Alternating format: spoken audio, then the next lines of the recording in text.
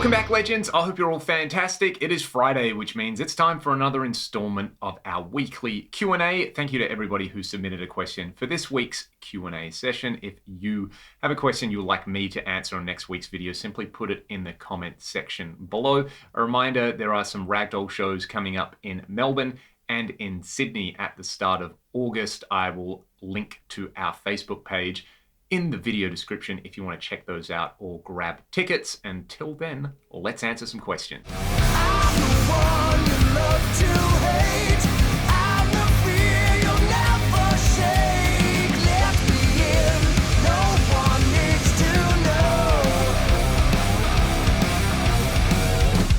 What's the deal with the ZEN amps channel and my involvement with it? I did link a video last week playing through some pretty amazing vintage and modern high gain amps. I actually went over to check out the ZEN Vault in May.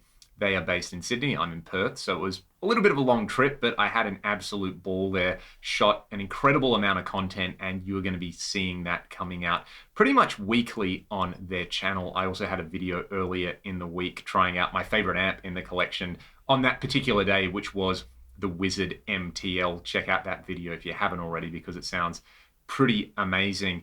Basically, they're just a bunch of amp fans like you and me. They've put together this incredible collection and they're working on an original design, which obviously I can't say anything about until it comes out.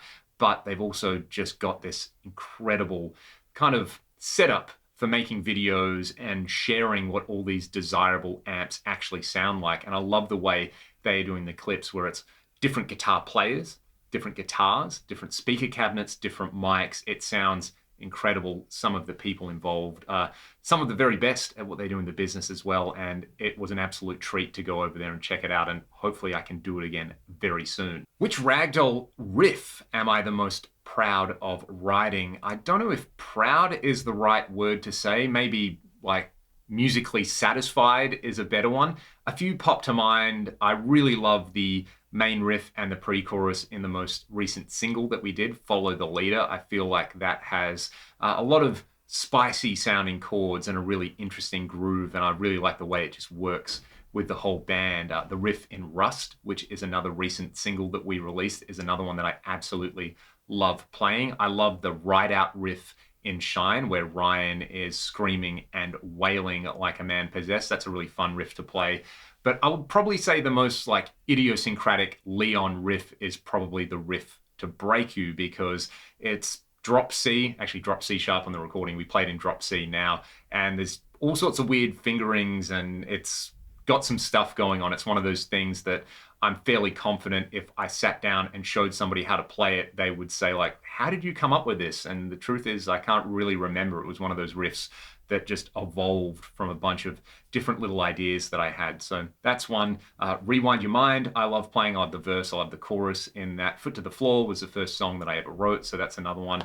There's so many of them. I'm probably just gonna keep listing all the Ragdoll back catalog if I keep going. Will I be at Strings Attached in Margaret River this year? I was there last year and I was there for the initial version, and spoiler alert, I will be there this year. A few little surprises coming up. I don't think they've quite announced the lineup just yet. I was going to head down and check it out regardless, but I will be doing a few things there. Dan, the person who arranges and puts together the whole festival, is such a great person, and they've got a really great vision and drive for the festival. So I'm really looking forward to how much it grows this year. And I think the tickets are up now, so it's going to be pretty good. Have I ever checked out a Sustainiac pickup? I haven't checked out the Sustainiac, but I do have a guitar with a Fernandez Sustainer in it.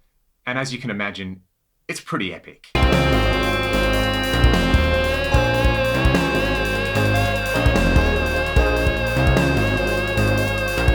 Have I had the time to check out the new Adam A7V monitors? As some of you may know, I mention it nearly every second week in at least one of my videos. I use the Adam A7X monitors here in my studio and I absolutely love them. Haven't had a chance to check out the A7Vs, but if anything ever happens to my A7Xs, they are the first monitors I am going to check out. I use my old Strat, which is from 1977, in a lot of videos, and I was asked if there is some kind of connection between that Strat being from 1977 and Star Wars. And it had never occurred to me that there might be a connection there in terms of the time when the guitar was made and the movies came out and Strat and Star, and maybe I should do Strat Wars. I'm sure somebody already has a series on YouTube called Strat Wars. I'm fairly confident of that, but there's no connection there that I have ever made. But now I have made a connection, and I'm probably always going to think of Star Wars when I think of that. So here's a question for all of you. What's your favorite Star Wars movie, and why is it The Empire Strikes Back? Recording tips for the FM3. I've got an entire series of tutorials with the AXFX, the FM3, the FM9, the AX8 up on my channel, and I also make a weekly video on the G66 YouTube. That is Fractal's European distributor, called Tuesday Tone Tips. They come out every Tuesday. Go and check those out because I often feature the FM3, and a lot of those tips will apply to things that you want to record with whatever Fractal device you're using. Have I checked out the new Ozzy and Jeff Beck single? I haven't yet. I've kind of been saving up for this weekend. I've had a pretty busy week. I've got 2 gigs tonight. So tomorrow I'm going to sit down, I'm going to check out that single, and I can probably let you all know about it on Discord. If you haven't joined the Discord server yet, there is a link in the video description. Go and follow that link, follow the steps to join, and come and hang out and chat about all things guitars and everything else you like to talk about. One last question for this week. It has been a quick one. My ultimate summertime pool playlist. It's actually the middle of winter here, even though I'm wearing short sleeves. It's pretty warm today in Perth, which is really, really nice. And again, considering I have an outdoor gig and then an evening gig, which is indoors, it's going to be pretty nice conditions, I think. So let's think about a pool playlist. You got to have Boys of Summer, Don Henley. You got to have Summertime Girls by Y&T. You got to have Summer Rain by Savatage. You got to have Summerland by King's X. You got to have some Donna Summer on that playlist. And if anybody else has songs with summer in the name, oh, what a moron. Why am I answering this question like this?